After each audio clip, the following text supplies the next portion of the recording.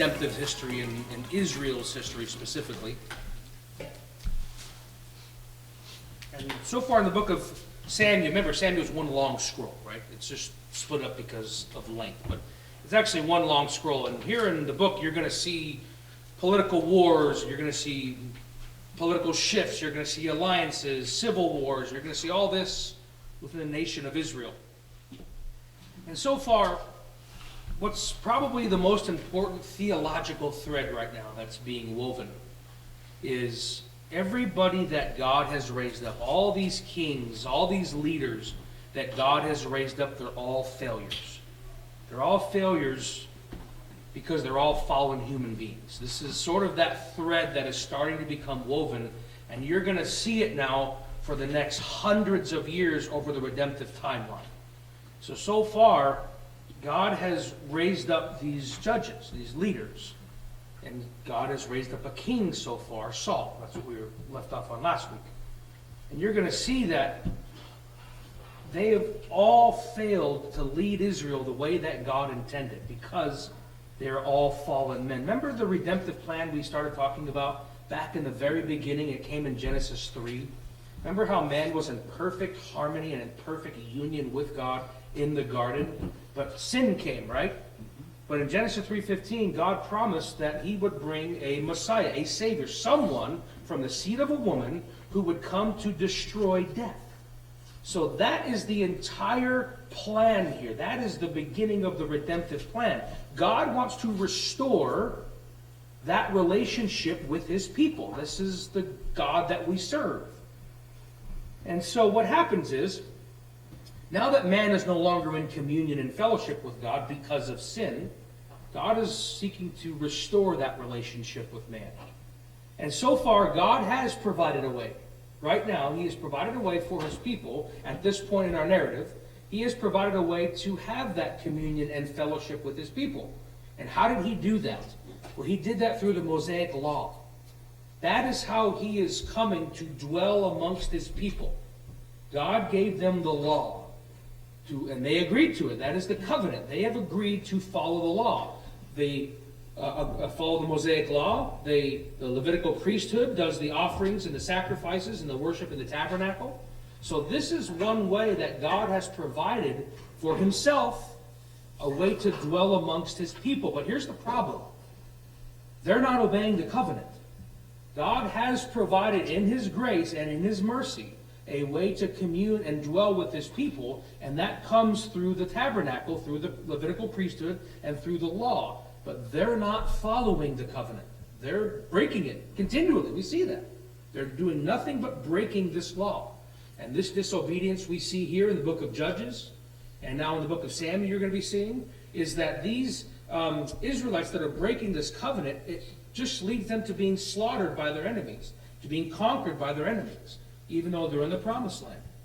And at one point we saw that they took the temple furnishings, the tabernacle furnishings, remember the Ark of the Covenant? What do they do with it? They used it they pawned it as a weapon against the Philistines, right? They said, well, that's God. We'll just put the Ark of the Covenant in front of the Philistines.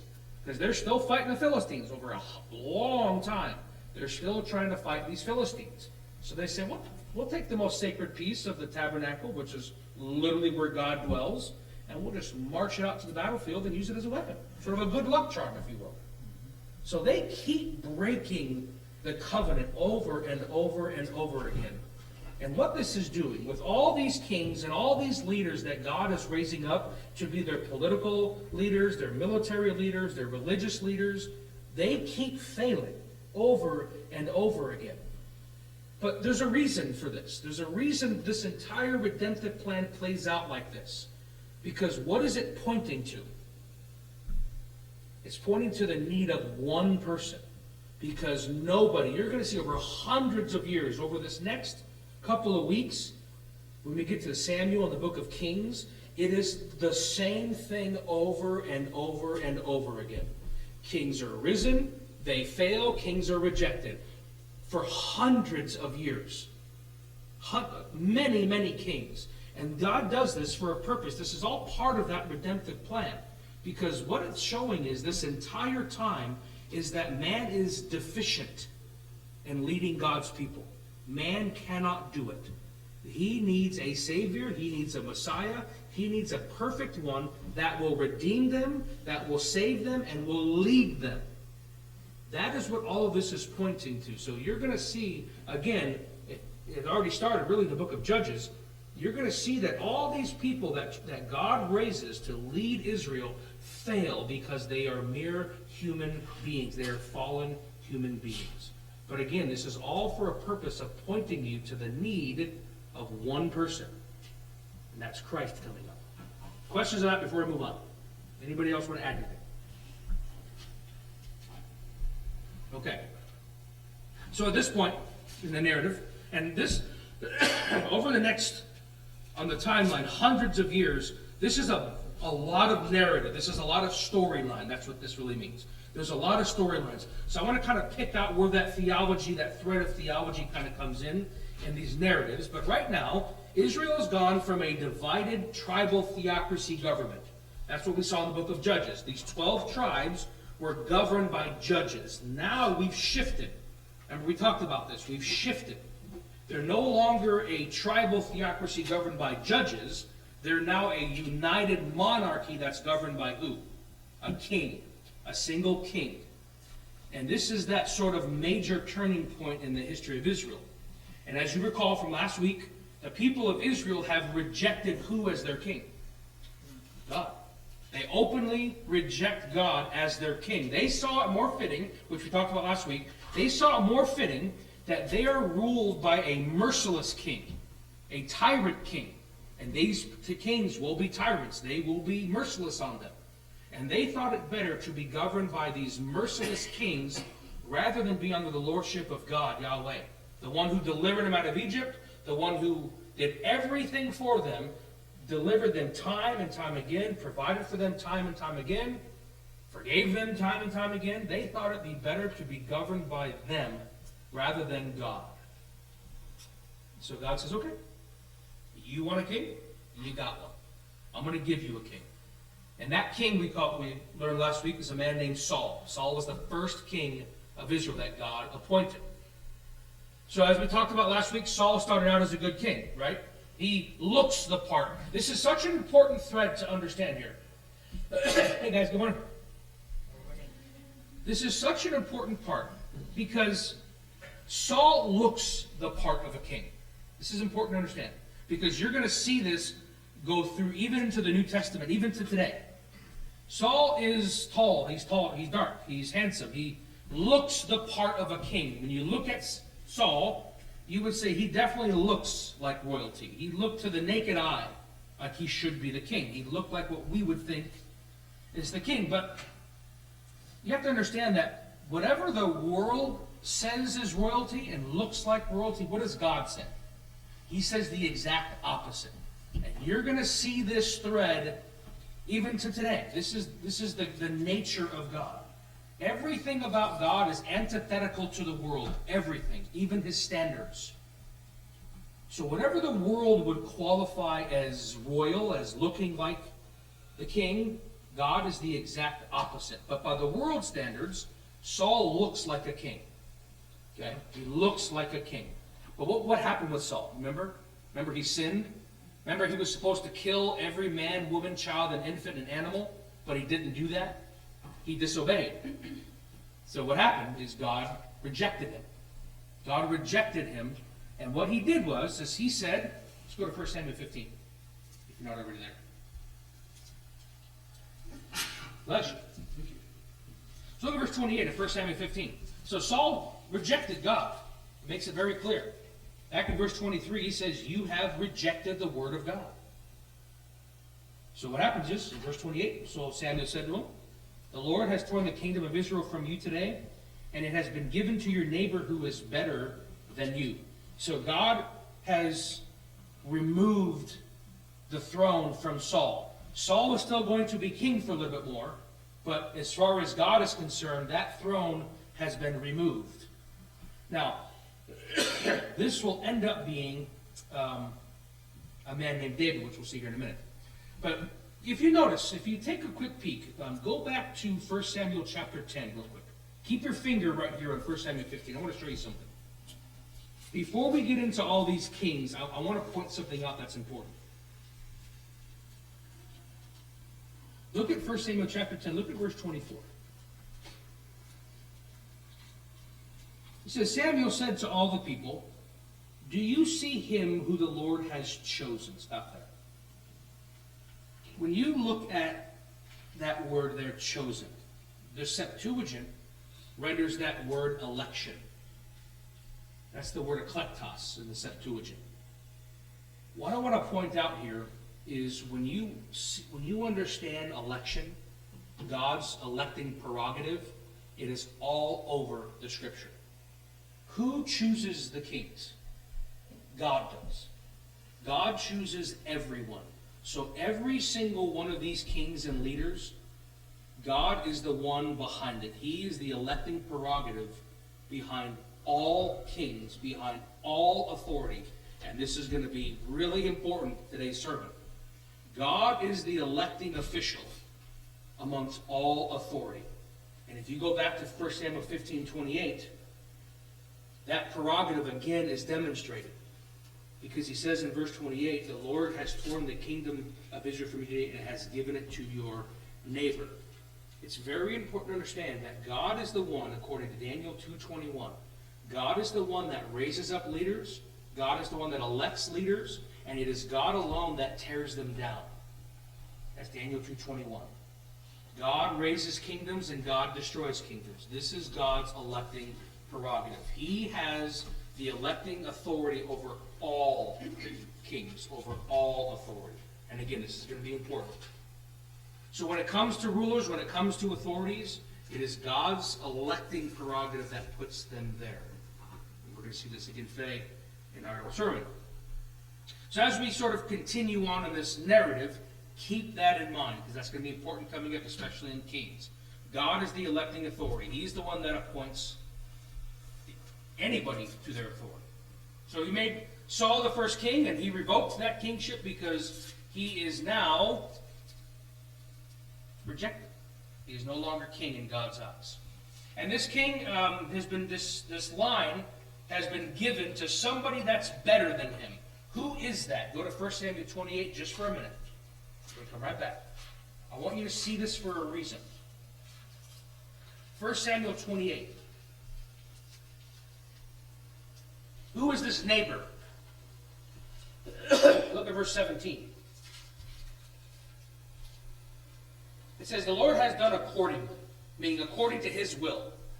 The Lord has done according to his will, as he spoke through me. For the Lord has torn the kingdom out of your hand, he's talking about Saul, and has given it to your neighbor. Who's his neighbor? David. You're going to see why that's important coming up. This is a man named David. David is this neighbor.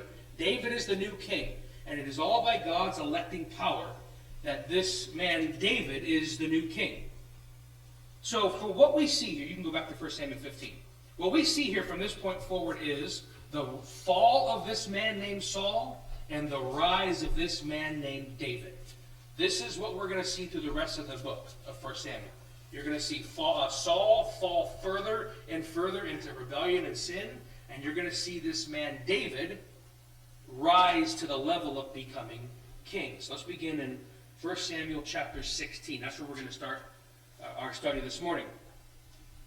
So, in the book of Samuel, in chapter 16, what ends up happening is after God has removed the throne from Saul, this prophet Samuel, this is what this book's about, he starts to mourn over Saul. But God says, don't mourn, because I have given you a new king. And what he tells Saul is dust yourself off, and let's go find this new king. Because at this point, we don't know that it's David yet. That doesn't get revealed until chapter 28. But right now, Samuel doesn't know who this king is. He just knows that you're about to go find this man. So look at verse 16. Look at chapter 1. Chapter 16, verse 1. Now the Lord said to Samuel, 1 Samuel 16, verse 1. Now the Lord said to Samuel, how long will you grieve over Saul, since I have rejected him from becoming king over Israel? Fill your horn with oil and go. I will send you to Jesse the Bethlehemite, for I have selected a king for myself among his sons. So what does he say here? He says, don't worry about what happened with Saul. Dust yourself off and go find me this new king. So where does he send him next? He sends him to a man named who? Jesse. Why is that important? Again, God has a redemptive plan. And this is the importance of when you get to the genealogies. Remember in Matthew chapter 1 and Luke chapter 3? This is why the genealogies are so important to understand. Because Jesse is the great-great-great-great-great-grandson of a man named who? Judah. This is very important. This is why I never understood the genealogy. So you really start understanding this. This is why the genealogies in the Jewish culture are so important for the Messiah, because they must follow a very specific line. So Judah is the son of who? Jacob. Jacob is the son of who? Isaac. And Isaac is the son of Abraham. So remember, we've seen this all throughout this redemptive history so far. That it started with Abraham, the line went through Isaac, then it went through Jacob, and who did Jacob bless it through? Judah. So who is the relative, who is the offspring of Judah? A man named Jesse. Go over to the book of Matthew real quick. I want to show you this. Everything has to match up, because God's word never makes a mistake. You know, it's important that people understand that now. It's very popular now, especially in certain eschatological circles, where people talk about, well, you know, the Antichrist, he could be a Muslim. But the Jews remember this, and with the genealogy, the Jews are, very specifically the rabbis, when they're looking for their Messiah, because they rejected Jesus, they're still looking for the Messiah. They're looking for somebody who is of the line of the tribe of Judah and of the line of David. And that can't be any Muslim ever. So just to give you an idea of why these genealogies are so important. So when you go back, when we get back into the book of Matthew, the reason why Matthew starts with this is because he's addressing his Jewish audience. He wants them to know with abject certainty that this Jesus Christ fulfills this line. Look at verse 3. Actually, you can start with verse 2. Abraham was the father of Isaac. Isaac was the father of Jacob. That's Matthew chapter 1. And Jacob was the father of Judah and his brothers. Judah was the father of Perez all the way down. Look down at verse 5. Many generations later, Samuel was the father of Boaz by who? Rahab, and we covered Rahab. Boaz was the father of Obed by Ruth, and Obed was the father of who? Jesse. So we know that it has to go from Judah all the way forward to a man named Jesse. God is faithful, so who does God send Samuel to? A man named Jesse. But who is Jesse the father of? Let's look. You're going to see who this next king is, because Jesse has 8 sons. And which son do you think he picks? Look at verse 6. And Jesse was the father of who? David the king. So you can see why the genealogies are so important, because this has to go through this line. So you see again God's provision here. He is orchestrating everything to make sure that this line is continued. So what we know about this Messiah so far is it has to be from the seed of a woman, Genesis 3:15, right? It has to be from a virgin birth. It has to come from the line of Abraham, through Isaac, through Jacob, through Judah, all the way down through who now? Jesse. It has to come through Jesse. And we know the next line has to come through who? David. This is where the messianic, the royal line must come. And this is where we're going to start getting into the Davidic covenant. This is that line that's coming in here. So God is orchestrating everything perfectly so that his redemptive plan comes to pass. So let's go back to 1 Samuel 16 if you're not already there. So Samuel is sent to this man named Jesse. And Jesse has 8 sons. But Samuel doesn't know this yet. God just says, go see this man named Jesse, who's a Bethlehemite. So he goes there and he sees this man named Jesse. So he walks in, he goes and visits this man named Jesse, and here's what we'll pick it up in verse 6. So Jesse and Samuel come. It says in verse 6, when they entered, he, meaning Samuel, looked at Eliab and thought, surely the Lord's anointing is before him. So Eliab is his oldest son, Jesse's oldest son. So naturally, what we think as humans is the rightful line of being a king. God says what? He says the opposite. So Samuel takes one look at this man named Eliab and says, surely that's the guy that God has anointed. He looks the part. He's the oldest. He's probably the biggest and probably the strongest. That's what Samuel thought. He probably had all the outward features that Saul did. But look at verse 7. But the Lord said to Samuel, do not look at his appearance or at the height of his stature, because I have rejected him. For God sees not as man sees, for man looks where? Man looks outward. Where does God look? He looks inward. That's where this very famous 1 Samuel 16:7 verse comes from. Is when man looks upon other man, our standards of what is royal and what should be kingly is very different than what God does. We can only look outward. We cannot see inward. So he says, don't look at the appearance of Eliab. That is not what I'm concerned with. So what happens is Samuel goes through the next 6 sons. Okay? That's 7 sons out of the 8. He goes through the next 6, and look in verse 11.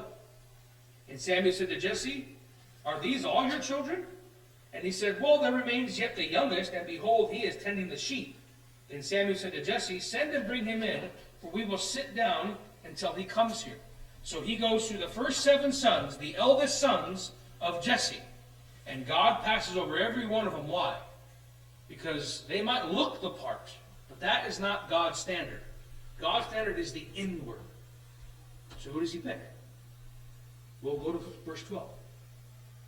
So he sent and brought him in, this youngest man. He was a shepherd, by the way. This youngest son was shepherding sheep.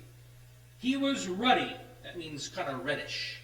He was a weak boy. He was little, with beautiful eyes and a handsome appearance. And the Lord said, arise, anoint him, for this is he. And who do we think this is? Well, we know that it is King David. This is a man named David. So what happens is, in verse 13, then Samuel took the horn of oil and anointed David him in the midst of his brothers, and the Spirit of the Lord came mightily upon David from that day forward, and Samuel arose and went to Ramah. So again, we see this thread, this important sort of feature about God, is that which the world calls strong and royal, what does God call? Weak. But that which the world calls weak and unuseful, God calls strong. This was Paul's point in 1 Corinthians 1, 26 and 27, when God uses the foolish things of the world, right, to debase the wise. This is what God does.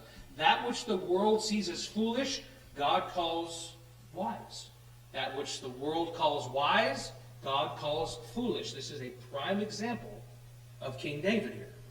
He is the youngest, he's probably the smallest and the weakest, and he's not a warrior, he's a shepherd. Right? That's a lowly job for them. That's a humble job back then. So the Spirit of the Lord came upon David. Where was David's free will? Not there. Not there. So that's what happens, is David is the opposite, outwardly. He's the opposite of Saul. Saul looks the part, David does not. But here's what's very important, is not only was Saul different than David outwardly, David was also different than Saul inwardly. That's really the kicker here. Look at verse 13 again.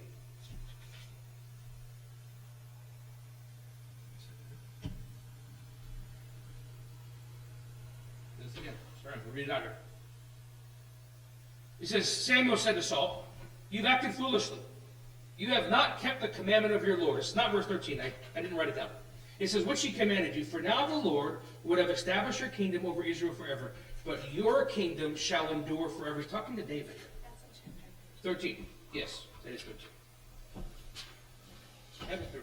It's chapter 13. Yes. Go back to chapter 13 for a minute. Because I want to show you David's heart here. Because not only is Saul different than David outwardly, he's very different than David inwardly. It's 13:13. That's all jumbled. So, Saul is different than David outwardly. David doesn't look the part. Saul did. But David is also different inwardly than Saul. Look at verse 13 of chapter 13. Good catch. Samuel said to Saul, "You have acted foolishly. You have not kept the commandment of your Lord, which he commanded you. For now the Lord would have established your kingdom over Israel forever." Saul disobeyed. Remember, he rejected God. Verse 14. "But now your kingdom shall not endure. The Lord has sought out for himself a man after his own heart. And the Lord has appointed him," this is David, "as ruler over his people, because you have not kept what the Lord has commanded you." So you see two different people in Saul and David. Outwardly, they're very different people. Saul looks the part, David is not. He's a shepherd. But inwardly, they're two very different people. Saul rejected God. That's why God rejected him. But God found someone who was after his own heart. David is a man who is after his own heart. He loves God. You can go back to chapter 16.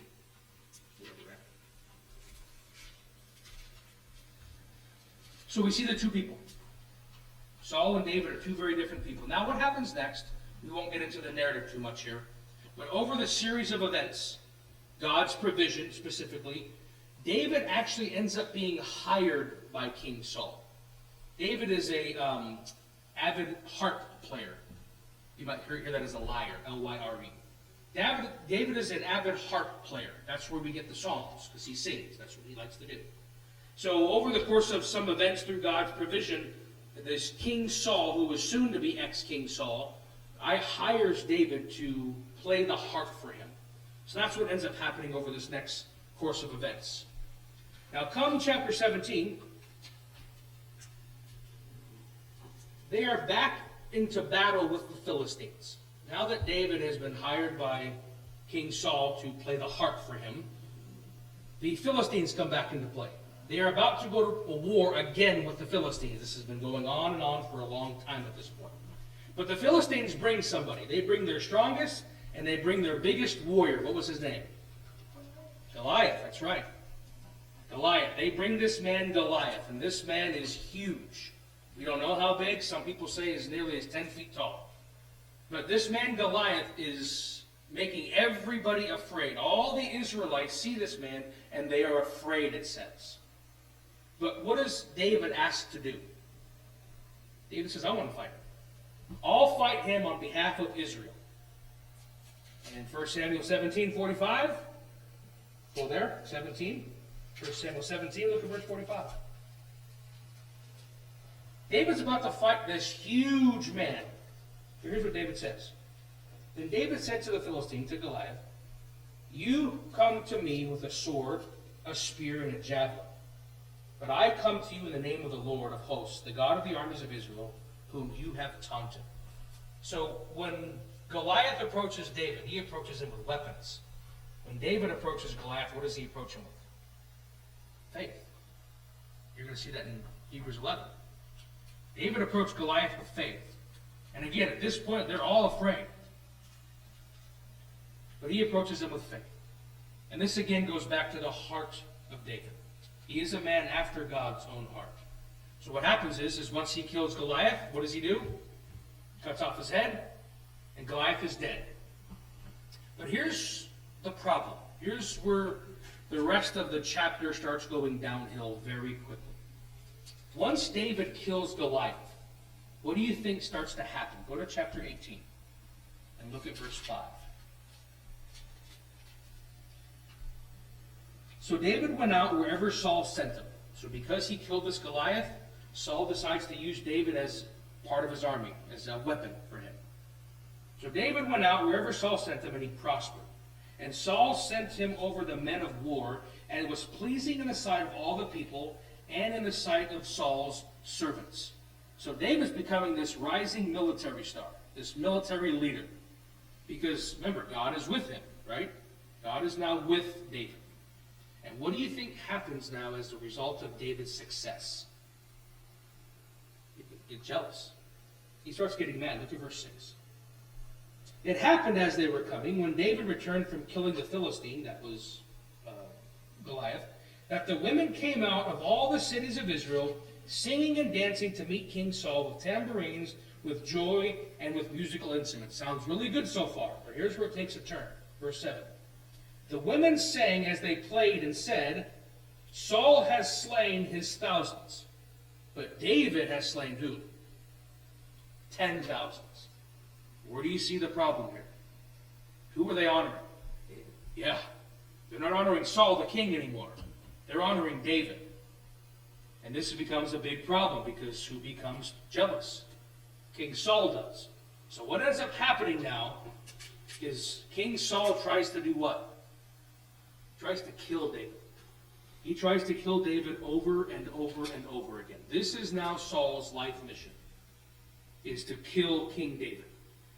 So after the course of many, many chapters, David is constantly being pursued by Saul to be killed, and David somehow, by God's grace, only by God's grace, does David keep fleeing from Saul's attempt by him and his men to kill him.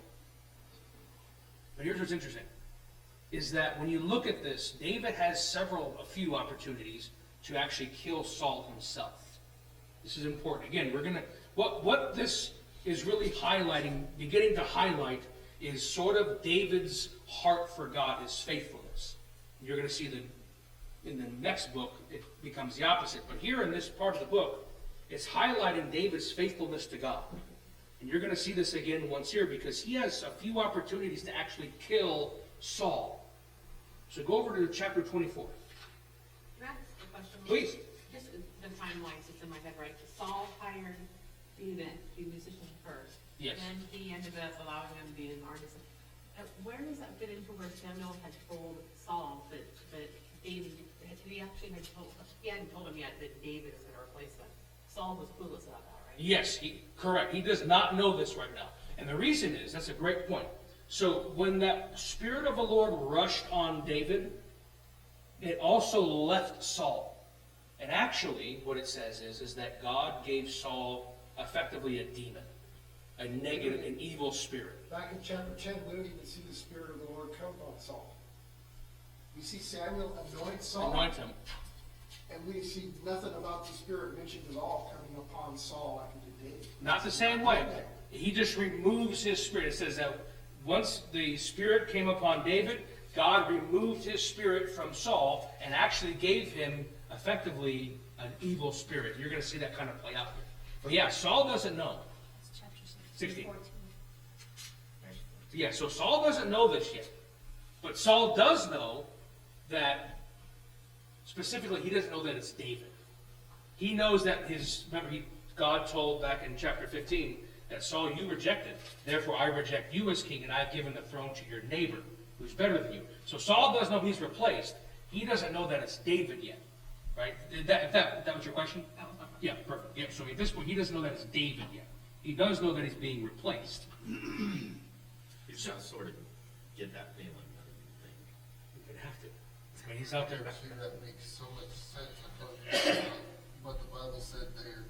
Because now it makes so much sense about Saul's stupid actions. Like, for example, one moment he's trying to kill him, and another moment he's his best friend, he's his brother, and he's like, I'm sorry. So it's like, that makes a lot of sense now. It does happen. That's a demon and all that stuff influencing through Saul. Does it make sense? Okay. Chapter 18, verse 10. Says the next day a harmful spirit came from God, so God sent it.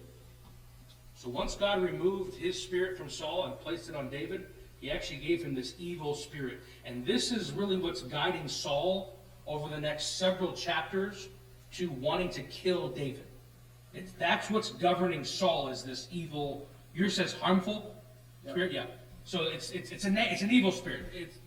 This is what ends up happening, is Saul is now governed by this evil spirit, and where David is now governed by the Spirit of God. So what happens is he All he wants to do is kill this man David, and that is his life's mission. And David has the opportunity to kill him. Remember, David is a man after God's own heart. Right? So look at chapter 24. Look at verse 2. It says, Then Saul took 3,000, remember, Saul was trying to kill David. And Saul took 3,000 chosen men from all Israel and went to seek David and his men in front of the rocks of the wild goats. Verse 3. He came to the sheepfolds on the way, where there was a cave, and Saul went in to relieve himself. Now David and his men were sitting in the inner recesses of the cave. Stop there. So Saul is taking 3,000 men of Israel, and he's seeking out to kill this man, David. They come across this cave, where Saul wants to go relieve himself, unbeknownst to him who's hiding from Saul, David and his men. But Saul has no idea that David is hiding in this cave here. Now look at verse 4. The men of David said to him, remember this was David's men, Behold, this is the day of which the Lord said to you, Behold, I am about to give your enemy into your hands, and you shall do to him as it seems good to who? To you. David, do what seems good to you. This is what the men are saying to you. Do what is good to you. Then David arose and cut the edge of Saul's robe secretly. It came about afterwards that David's conscience bothered him because he had cut off the edge of Saul's robe. So he said to his men, Far be it for me, because of the Lord, that I should do this thing to my Lord, the Lord's anointed, to stretch out my hand against him, since he is the Lord's anointed. So he makes it very clear. Do what seems right to you. And what was right to David? He didn't have an affection for Saul. Who did David have an affection for? God. He didn't spare Saul's life because he had an affection for Saul. He had an affection for God. He says very clearly in verse 6, Who am I to go against the Lord's anointed, the Lord's chosen? Who am I to slay this man? But he didn't do that, remember. Remember, it says a couple of books ago that when Israel was worshiping the false gods, remember it said that Israel didn't remember God? Well, David is very different here, because when David was given the opportunity to kill this man that was constantly pursuing him and trying to kill him, David could have ended that threat right then and there. And who would have known? Just him and his people. But he didn't do that. That wasn't right in his own eyes. What was right in his own eyes is that he honors God. And God says, this is his anointed. This is him who is God chose. So he didn't disobey like Saul did. Saul left, remember, Saul was charged with killing everybody and he disobeyed. David was never given the task of killing Saul. So he wasn't going to disobey that. He was never given that order. So David here, his faith and his allegiance to God is displayed, because he had every opportunity. Now, come chapter 25 is when Samuel dies. This is when the prophet Samuel dies. And at this point in chapter 28, Saul is still on the hunt for David. Okay? And David would come to a second chance to kill Saul. Remember, Saul is not king. Saul is still king at this point. Not in the eyes of God, just at this moment he is still king. David has not yet ascended to take that position yet. He has not ascended to the throne yet. But Saul once again goes after David. And David has another opportunity to kill Saul as he sleeps at his camp. Go to chapter 26.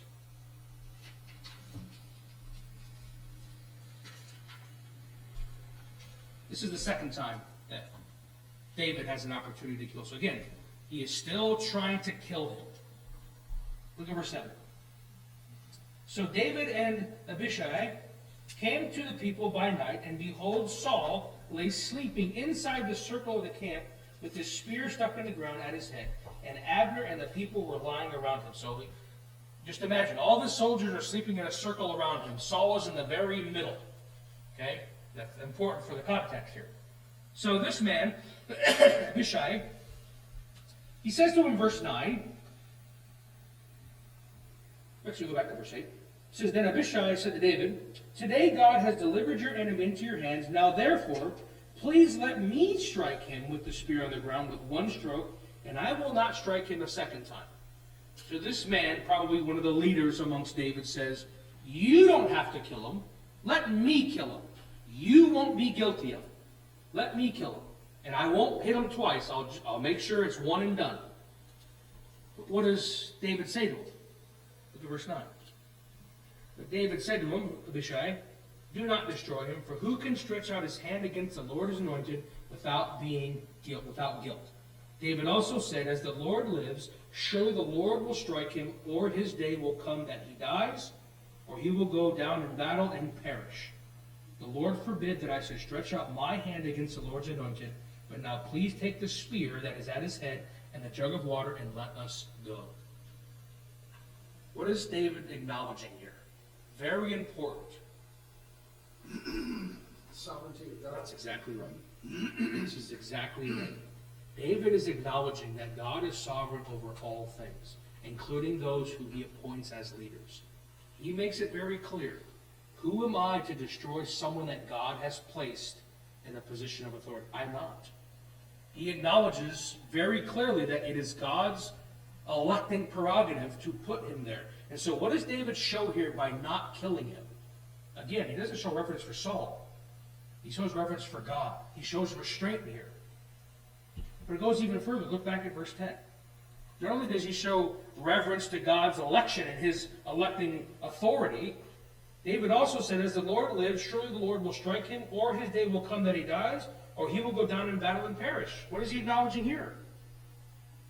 David's not going to put himself in the judgment seat. David acknowledges here that it is God that brings up, and it is God that takes down. It's not for him to kill somebody unless God has instructed you, like he did with Saul. Right? Saul, he told Saul to kill everyone he disobeyed. David says, I was never given this order, even though on every human level, I can kill this man and be totally justified. Right? David sent a couple signals to Saul. Like one is taking the spear away. That's right. The other is taking a piece of fabric off his robe. I could have killed you a could have couple killed you. times and I never did. That's exactly right. Saul knew David spared his life the first time. And he's going to come to find out that he spared it again the second time. So again, what's very important to understand is Saul put himself in the place of God by sparing those people. God told him specifically what to do, and Saul took it upon himself to be the arbiter of life and death. This is what Saul did. But David doesn't do that. David was never given the charge to kill Saul. All David knows is he's been anointed to be the next king. That's all he knows. He doesn't know God's plan with Saul. But here's what I do know about David, is he's not putting himself in the arbiter of life and death. Only God gives life, and only God takes it. Saul disobeyed, and right now, David is obeying. Can I say something? Questions on that before we move on? That's very important to understand about David coming up, because things are about to change. So, rather than killing him, he spares him again. And he takes the spear that's by his head. And what he does is he takes the jug by his head. And he does this, again, as a sign to say, hey, I could have killed you. I was right there at your head. I could have done all this.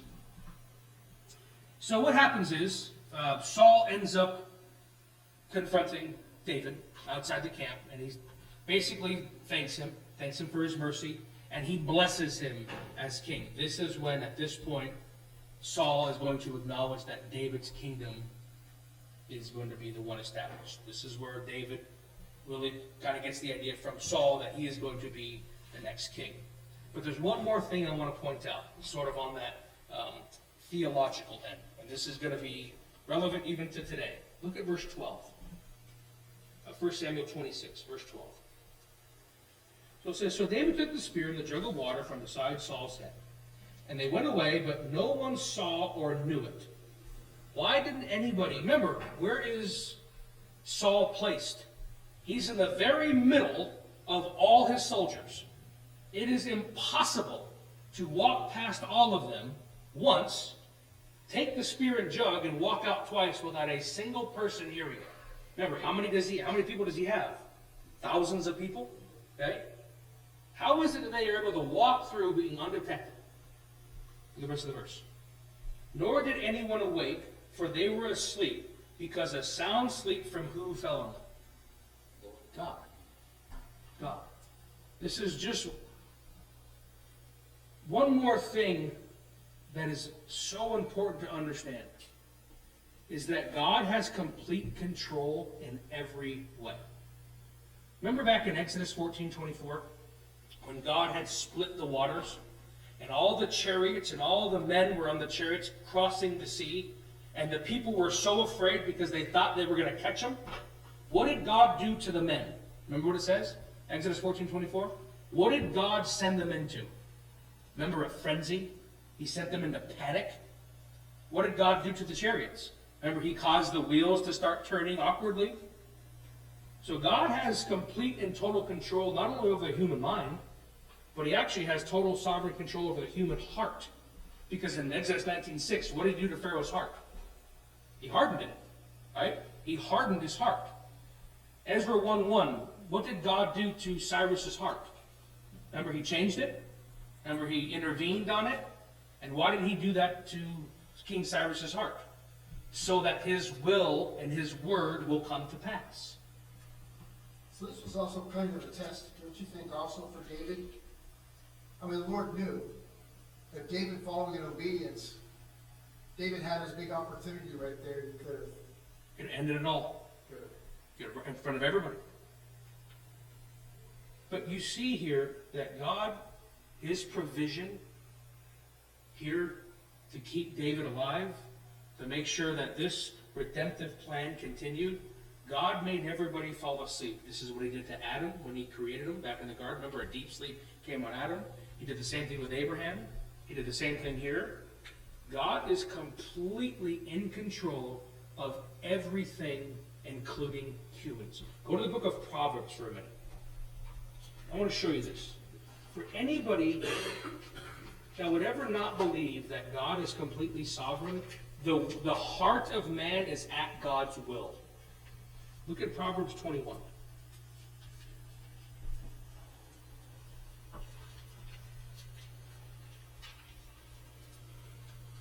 Look at verse 1. It says, the king's heart is like channels of water in the hands of who? God. Our hearts are like channels of water in the hearts of God. He turns it whenever he wishes. So our hearts, our everything, is all in the sovereign hands of who? God. God turns our hearts whenever he wishes. This is the sovereignty of God over the human heart. Ezra 1:1 talks about this. God is sovereign over everything. So when you go back to 1 Samuel, in order for God to complete and have his redemptive plan and elective purposes come to fruition, God is sovereign over every part of it. There is no element that God does not control by his own grace. He hardened Pharaoh's heart. He caused the men of Egypt to go into a frenzy. Why? Because he wanted to destroy them in the water, in the sea. That's what it says. He did this to destroy them. So God is completely sovereign over every aspect of creation, including putting people to sleep to make sure that these redemptive purposes play out. So God at this point, as we said, has promised a future Messiah, and it has to come through the line of David. Therefore, David must be protected, and God will make sure he does everything that has to happen for that to come to pass. So Saul has been spared a second time by David, and just as the first time when he spared his life, again, Saul is going to thank him for his mercy, and he is going to bless him and pronounce a blessing on him. Now come chapter 30. David is engaging in more wars with the Philistines, so with Saul, they're still fighting the Philistines. And come chapter 31, Saul is wounded badly. And this is where Saul will impale himself on his sword. Because he is so mortally wounded, he knows that the Philistines are going to come and make sport of his body. So he decides to impale himself on his sword to kill himself. So come chapter 31, Saul is dead, Samuel's dead, And at this point, Israel has no king. By God's standards they do, but they don't know it yet. Right now their king is dead. So Saul at this point in chapter 31 is dead. And his sons are dead. Yep, they're all dead. So here's what happens. Now we enter into a problem. Because once again, Israel, according to the people, they're without a king. Now there's going to be a problem coming up because the people that want Saul's line to continue, that's how it usually works back then, right? Whoever the firstborn of the king, they usually continue. But there's going to be this sort of division coming up. And you can already start to see where this is going. They're going to start to divide themselves. Some of them want David to be king because he's the one that Samuel anointed. He's the one that God chose. But some want Saul to be king. And now there's going to be problems within the kingdom of Israel, this united monarchy of Israel. This is where the civil wars start coming in. Because David is called and anointed to assume the throne. But there's going to be many people that don't want him. They want Saul's line to continue. And this is where we're going to be getting into the book of 2 Samuel. And in the book of 2 Samuel, right now we're seeing the rise of King David. And come the book of 2 Samuel, you're going to see the fall of King David.